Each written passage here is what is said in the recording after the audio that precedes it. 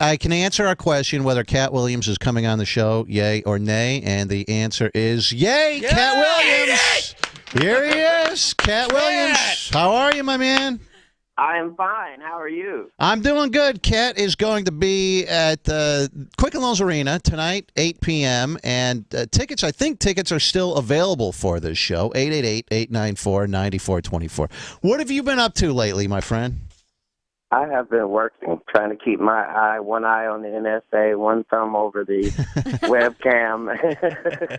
Are you a conspiracy theorist? Do you believe stuff like that, like the government is monitoring us and they're out to get us and that kind of stuff? I always thought, like, hey, why would they be interested in me? But what do you think about it?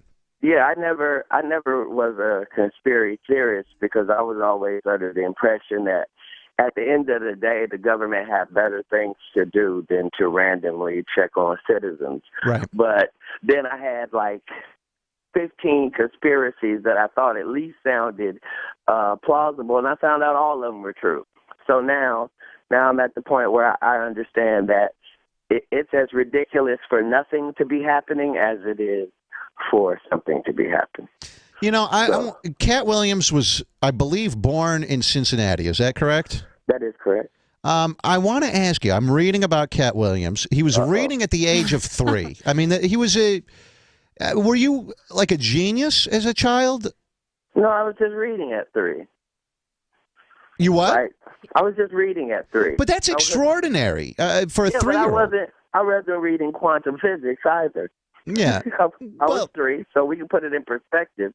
So genius, I wouldn't say, but avid reader, lifelong, for sure. He won science awards when he was like 12 years old and stuff. Yeah. Look at that. So he's a very intelligent guy. And then I get to the point, he gets to be 13 years old, and it says he emancipated himself from his parents and left his parents' home and moved to Florida. And that's the only explanation that it has in my prep here. And I go, what happened? What was that all about? Yeah, it is kind of weird. Yeah, it was the slowest runaway in the world. Like, I didn't run away; I just walked off. Like, I learned some things when I was 13. I thought that things were simpler in life than they were. Of course, it's not something that I try to publicize because I don't want any kids to think that was a good idea that I did. But when you're in a religious, strict upbringing, at some point you make a decision as to, okay, this is the life I'm going to lead, or I'm going to lead 2 lives at the same time. Mm-hmm. And you know, if it's not possible for you to be yourself, that's always a messed up position for anybody. Do you have, I don't know if your parents are still alive or anything. Do you have wonderful people. Do you have a relationship with them now? I do. They're great people.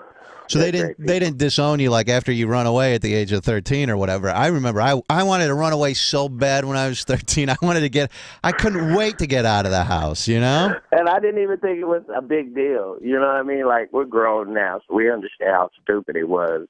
But I literally made my decision, got up the next morning, went down to a bus stop, found a bus that was going somewhere where it wasn't snowing, and that was the end. I was gone. So, you know, fortunately it worked out, but not brilliant, I'll tell you that. Katt Williams has much bigger balls than me because I did run away when I was about 15, and I got as far away as a friend's house, and I stayed there for 2 nights, and his dad goes, you got to get out of here. And I realized I have nowhere to go. I went crawling back home. I felt like such a pussy. Yeah. But I knew that was going to happen. That's why I went to the truck stop and just left, because the whole thing is, my father alone has 11 brothers and sisters, so I literally had 50 first cousins all in the same city. Oh, my God. So there was no running away in Dayton, at least. So you had a huge family, it sounds like. All in Dayton. Mm-hmm. You have, and we just gained a radio station in Dayton, as a matter of fact. We just started on the station 3 weeks ago down there. Perfect timing. And do you think because you grew up in such a, I learned something else about Katt Williams, that he has 8 kids, I believe, adopted 7 of them. Wow. I mean, just on when someone hears that, you go, wow, why would a guy do that? Is that because you came from such a big family, or what was the genesis of Well, no, because I only had two brothers, but I'm saying you want to.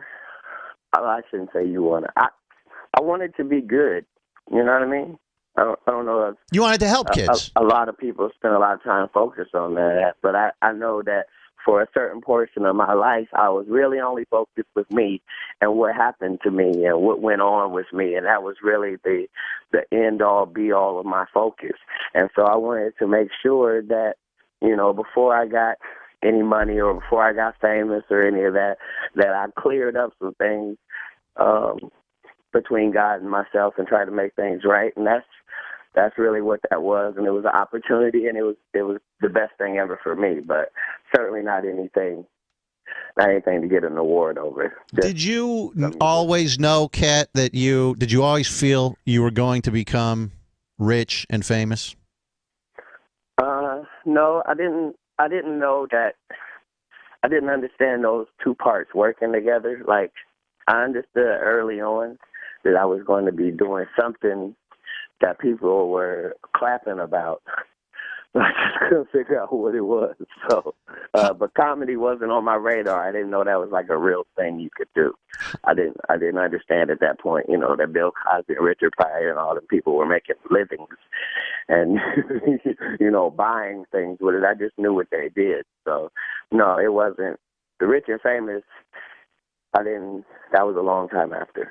So you get down to you end up in Florida on your own. What got you into comedy? How did that start? Yeah, well, those two things weren't really connected, other than the fact that it did show a proclivity for me to make rash decisions and stick by them. So in comedy, I don't think anybody in comedy has ever gotten to comedy and been successful within that first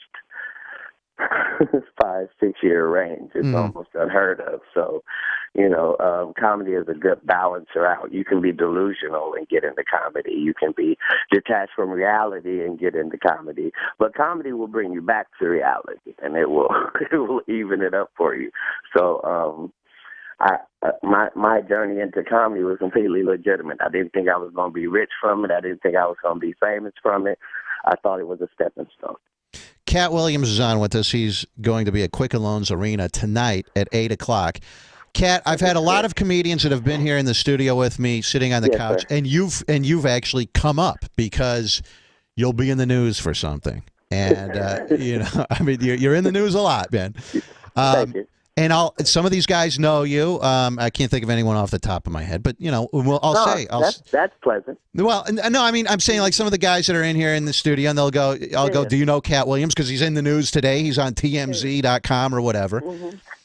And I say, what's going on with this guy? And do you want to know what the universal answer is? And you can tell me whether there's any truth to this or not. But the universal answer I get, and it sounds a little suspect to me. They said, you know what? Mm-hmm. Katt Williams got so rich so fast that it literally drove him crazy.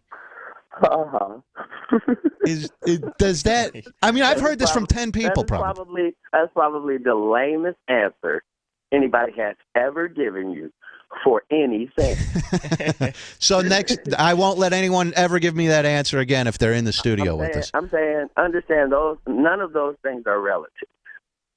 They're just not. So now, if the receipt of money somehow, he just got so much money so fast, it turned him crazy. No, that money doesn't really work that way. It may bring out what was already in you, but it's not going to create a new you. So now, money can make you try to do way more things than you should try to be doing. It can also make you do more work than you should be doing. And it might make you have to deal with people that you wouldn't want to deal with. But money wasn't my issue at all. Well, I will tell you that money, it's twofold. One, it does make life easier because now you're not worrying about how to pay rent. But on the flip side of that, when you have a bunch of money, you now have people coming around and wanting stuff out of you, and there can be a lot of pressure with the money that comes. Oh, definitely pressure. What's crazier is what money does to the people that are around you. What do you mean by that? They want more from you, or they No, are changed more than you are? The money in your life changes the people around you before it changes you. And so you were dealing with a handful of personalities who were hoping and believing and having faith in you that you would do what you were supposed to do, and them in turn helping you would lead you guys to where your goal was.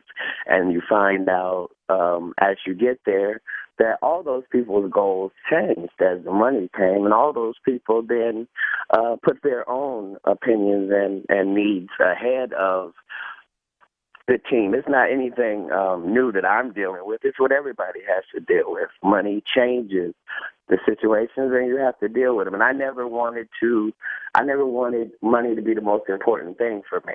Mm-hmm. And that is a crazy thing, to be in, a capitalist society and the business that only cares about the money, and then trying to find moral high ground in there is enough to drive you a different way. Well, the other thing you have to, I don't know how old your kids are, Katt, but you really have to I got 2 in the Air Force now. So. Okay, so they're older. How old's the youngest one? 12. All right, so that's one thing that kids, they can be affected by the money, and you have to be, when you have money, you have to be careful that they don't grow up spoiled or things like that.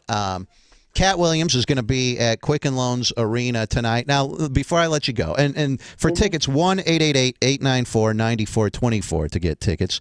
His website. If you don't have them by now, don't worry about it. Well, 11 tickets left. TheRealKattWilliams.com is his website.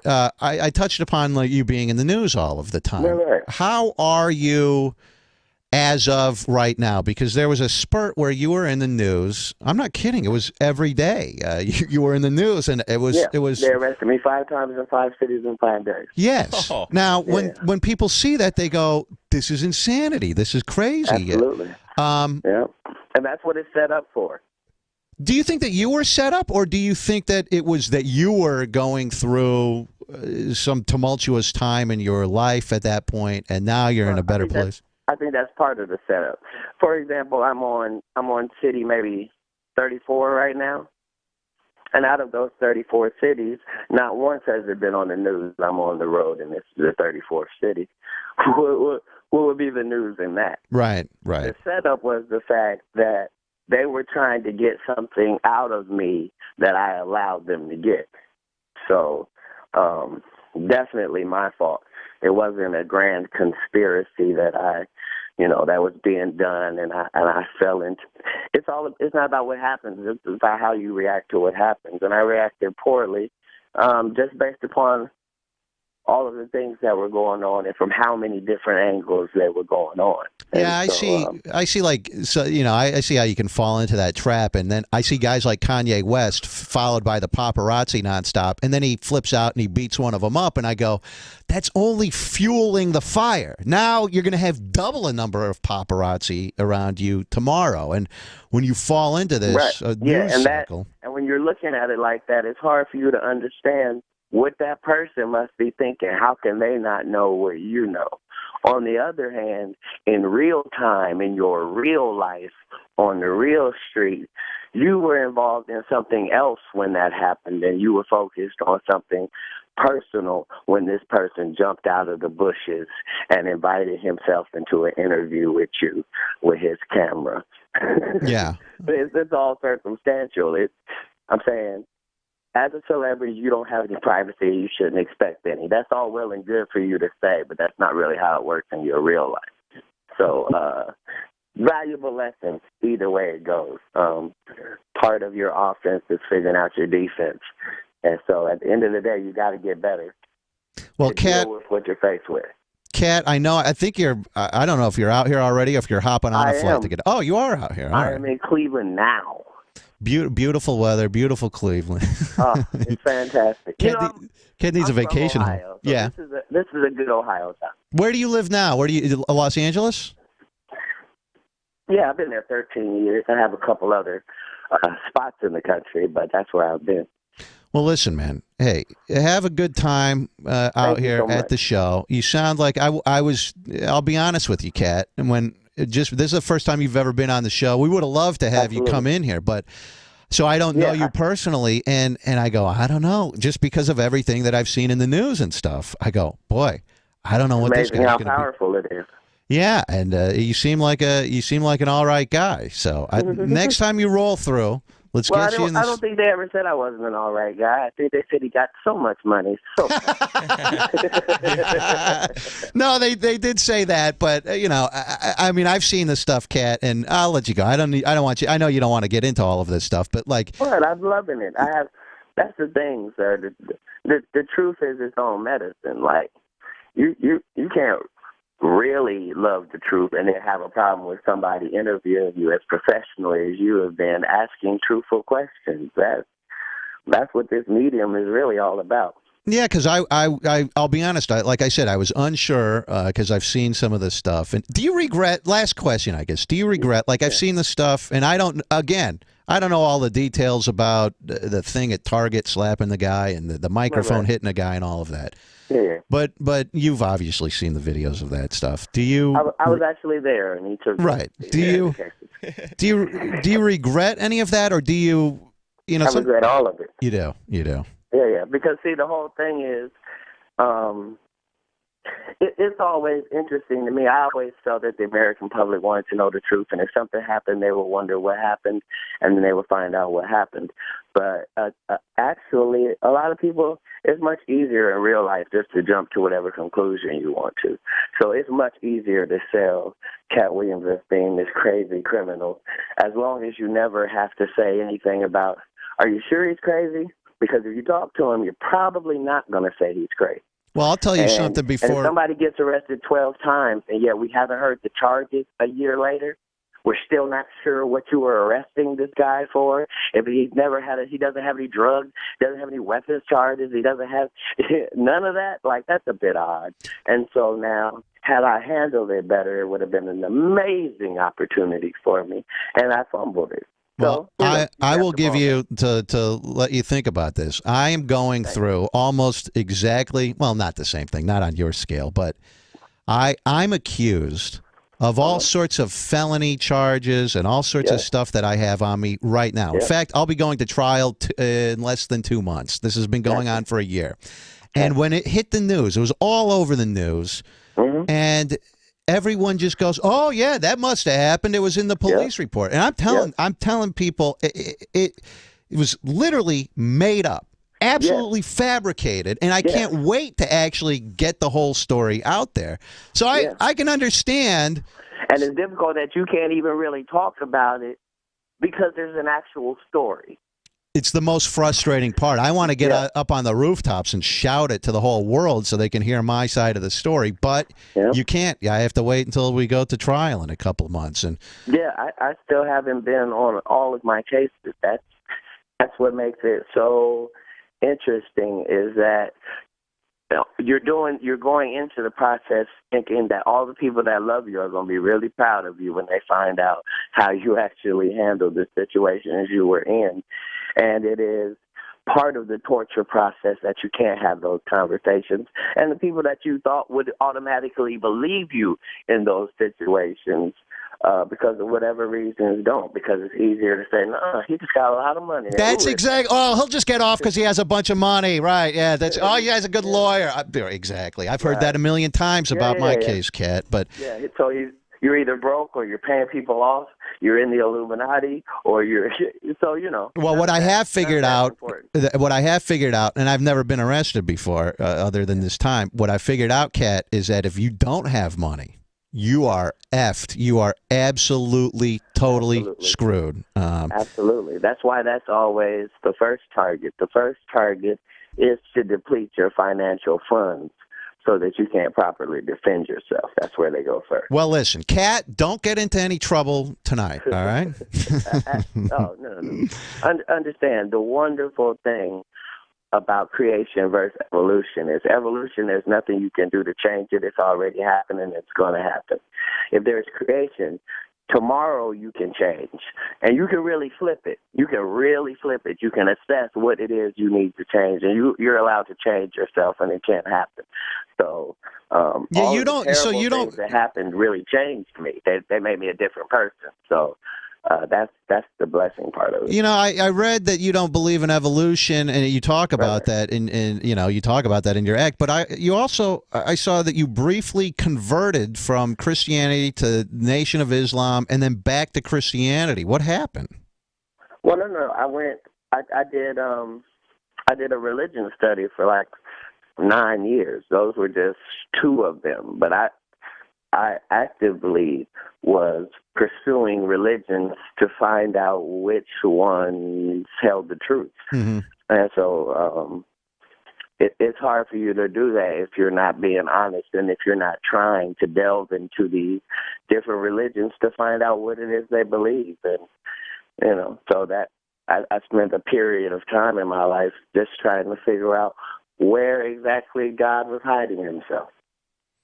He's like that movie Life of Pi, where the kid tried 20 different religions or whatever when he was a teenager. Hey, listen, Katt, Yeah.